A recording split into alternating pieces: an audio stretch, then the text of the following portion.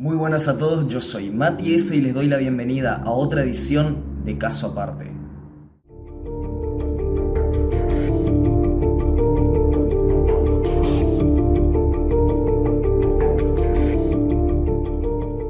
Un 17 de mayo de 1980, en la ciudad misionera de Oberá, nació Marcelo Fabián Gómez. Poco se sabe del enigmático pasado de este hombre. Sus años de niñez los transcurrió sin llamar la atención, pasando desapercibido, como uno más del montón. Ya en su etapa de adolescencia, las malas compañías pudieron más que el entorno familiar. La escuela de la calle resultó más interesante que cualquier clase de colegio, y fue un amor por lo ajeno que se estaba forjando dentro de Marcelo el que lo llevó a ser arrestado por primera vez cuando tenía tan solo 15 años de edad. En esta ocasión lo arrestaron por unos pequeños robos cometidos en su ciudad natal y al ser un menor de edad fue puesto en libertad casi de inmediato. Pero este era solo el primer paso de una extensa carrera criminal. Marcelo Gómez pasó el resto de sus días del lado ilegal de la vida. Robaba y engañaba para sobrevivir y además se las ingeniaba para evadir a la justicia en el camino. Para esto se valía en parte de distintas identidades que iba creando según lo requiera la situación. Esto en parte le terminó haciendo acreedor de varios apodos como Pelado, Sapo Culeado, El Camaleón o el más popular de ellos, El Filipino. Gómez gozaba de un gran carisma y se encontraba dotado por una habilidad innata para convencer a las personas. Era justamente esto de lo que se valía para delinquir. Su modus operandi consistía en ganarse la confianza de alguna víctima, robarle y posteriormente desaparecer.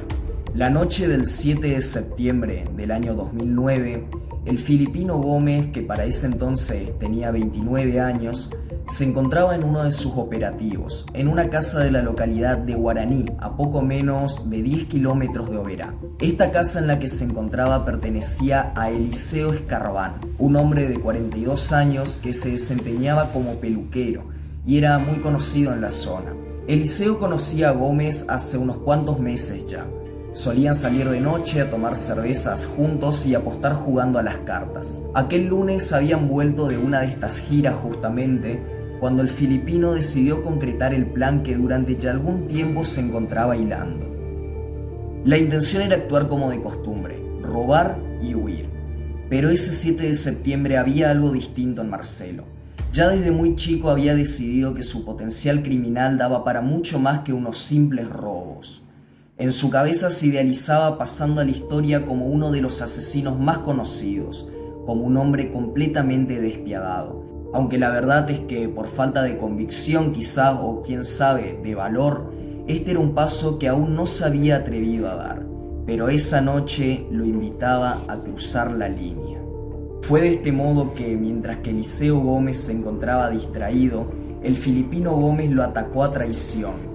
Lo perforó con un cuchillo en el pecho al menos unas 10 veces. Luego de esto robó algunas pertenencias y abandonó la escena dando por muerta a su víctima. Sin embargo, el peluquero pudo levantarse del suelo y en su afán por salvar su vida, empeñó sus pocas fuerzas en caminar hasta la casa de su hermano, que se encontraba a unos pocos metros. Sus últimas palabras antes de desvanecerse fueron «Fue Manduricio». Luego el hombre falleció producto de la exagerada cantidad de sangre que había perdido. El nombre que este señor pudo revelar a su hermano no era más que otra identidad creada por Marcelo Gómez para evadir a la justicia. Desde ese momento las fuerzas de seguridad se pusieron en alerta y comenzaron a investigar para dar finalmente con este homicida. No obstante, el camaleón era muy bueno para esconderse y recientemente había descubierto que también lo era para matar. El delincuente se trasladó a la localidad de Garupá. Una vez allí se dio a la tarea de crear un nuevo personaje que interpretar. De esta manera dio vida a Hugo Flores.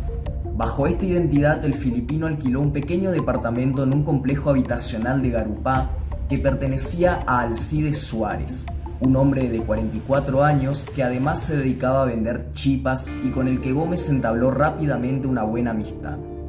La noche del 13 de febrero de 2010 se encontraban compartiendo unos tragos en el inquilinato cuando la sed de sangre del filipino llamó a la puerta. En esta ocasión golpeó ferozmente la cabeza de Suárez con un objeto contundente que encontró a mano. Luego descartó el cadáver en un pozo de agua ubicado al fondo del complejo y se las ingenió para huir sin dejar rastro alguno, llevándose con él varias pertenencias del hogar de su víctima. La justicia se encontraba desorientada. Buscaban a dos hombres distintos por dos homicidios distintos ocurridos en dos localidades distintas y que encima no podían relacionar entre ellos. Mientras tanto, el filipino ya se encontraba en la localidad de Loreto, todavía bajo la identidad falsa de Hugo Flores, presentándose a buscar trabajo en una chacra de ese lugar. El dueño de esta propiedad era Anastasio dos Santos, un señor de 72 años que se dedicaba al cultivo de mandioca. Como necesitaba ayuda con las labores rurales, no dudó en abrirle las puertas a ese hombre tan carismático que se presentaba como Hugo Flores. Como dije antes, el filipino tenía una gran facilidad para convencer y ganarse la confianza de sus víctimas mediante el diálogo. Tal era esta que después de algunos meses trabajando codo a codo con Anastasio ya se había ganado la amistad de este último. Compartían charlas y consejos, Marcelo era confidente de su patrón y tal era el cariño que él mismo le guardaba que lo había apodado sobrino. La tarde del 17 de septiembre del año 2010, 7 meses después de su último crimen, Marcelo el filipino Gómez se encontraba junto con Anastasio dos Santos como de costumbre terminando las labores diarias de la chacra, cuando la bestia que dormía dentro del filipino decidió que era momento de despertar. Hace ya varios días estaba sediento de sangre y esa tarde sintió que ya no había motivo para guardar más. Sin pensarlo dos veces, atacó a traición al señor ya mayor con el que estaba trabajando y lo golpeó con una piedra hasta destrozarle la cabeza. Luego, sin sentir remordimiento alguno, cavó un pozo y enterró el cuerpo sin vida de quien habría sido Anastasio dos Santos. Como ya era costumbre, robó varias pertenencias del hogar y abandonó la escena. 10 días después de los hechos, el cuerpo del señor de 72 años fue encontrado en el pozo ya en avanzado estado de putrefacción por la policía local, la cual se había hecho presente en la chacra debido a que los familiares de la víctima, pese a que no vivían en el mismo lugar que él, se preocuparon al no tener señales del hombre y realizaron de este modo la denuncia de desaparición de persona. Mientras esto ocurría, Gómez ya se encontraba en Posadas, la capital de la provincia de Misiones. Desesperado por robar algunas cosas o todavía más seguro por saciar su adicción a la muerte, Marcelo Gómez rondaba las calles posadeñas en busca de su próxima víctima. La desafortunada persona que tropezó con sus artimañas fue Juana Ferreira, una jubilada de 75 años que recientemente se había cruzado en inmediaciones de su domicilio, ubicado en el barrio Palomar, con un simpático hombre que le habría sacado conversación. La mañana del sábado 30 de octubre de 2010, este hombre se encontraba charlando otra vez con Juana. Los vecinos lo habían visto en esta situación demasiadas veces en poco tiempo y comenzaban a sospechar. Por el contrario, la jubilada parecía contenta de tener a alguien con quien charlar, y ese día, con la excusa de que realiza un arreglo en el techo, invitó a pasar a su casa, sin saberlo, al hombre más sanguinario del territorio provincial. Una vez dentro del hogar, el filipino Gómez golpeó sin pensar en la cabeza con algún objeto que encontró a la indefensa Juana Ferreira. La alevosía fue tal que le provocó hundimiento en el cráneo y la ruptura de varias costillas. Pasadas varias horas, un vendedor de diarios que solía venderle a la señora se alarmó al notar su ausencia. Se acercó a golpear la puerta, pero no obtuvo respuesta. De esta forma decidió ingresar a la vivienda de cualquier modo, solo para encontrar una escena que difícilmente olvidará.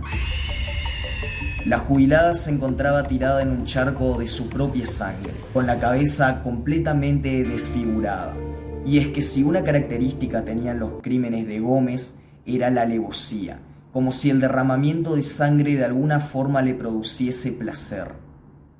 Rápidamente se dio aviso a la policía, que comenzó a investigar el hecho, Pero el filipino se presumía impune. Mientras ideaba su siguiente plan, se las ingeniaba para evadir a la ley y, como si esto fuese poco, había comenzado, apenas llegó a la ciudad de Posadas, una relación con una joven que residía en Candelaria. Lo que el camaleón desconocía era que durante las investigaciones realizadas en la casa de Anastasio dos Santos en Loreto, se había logrado dar con un documento de identidad perteneciente a él, y la policía ya se encontraba trazando un operativo para dar con su paradero.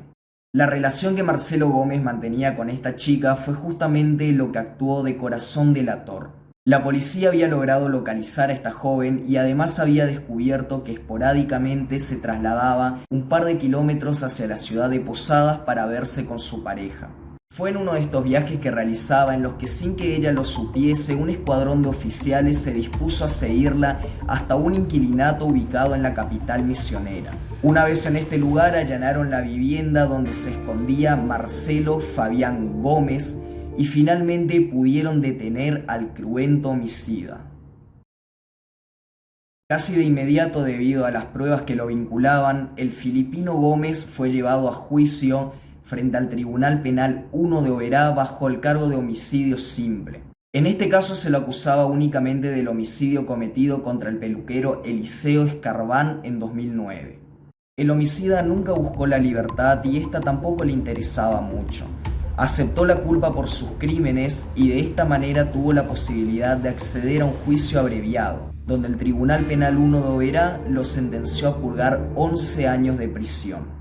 Recién 5 años después, el 18 de octubre del año 2015, el Tribunal Penal 1 de Posadas enjuició por el homicidio de Anastasio dos Santos ocurrido en Loreto a Marcelo Fabián Gómez. Nuevamente volvió a asumir la responsabilidad y accedió a un juicio abreviado donde cayeron sobre él 19 años que deberá pagar en prisión. No obstante, como todavía se encontraba en vigencia la condena anterior, el Tribunal Penal 1 de Posadas decidió unificar la condena que le habían dictado en el año 2010 junto con la condena que le habían dictado actualmente y finalmente sentenciaron a Marcelo Gómez a pagar 30 años de prisión. Por los crímenes de Alcides Suárez y de Juana Ferreira, nunca se encontraron suficientes pruebas como para poder enjuiciar a Marcelo Gómez y por ende nunca se lo condenó por esto. Actualmente este hombre, que para muchos es considerado como el primer asesino serial de Misiones, se encuentra pagando condena en algún penal de la provincia.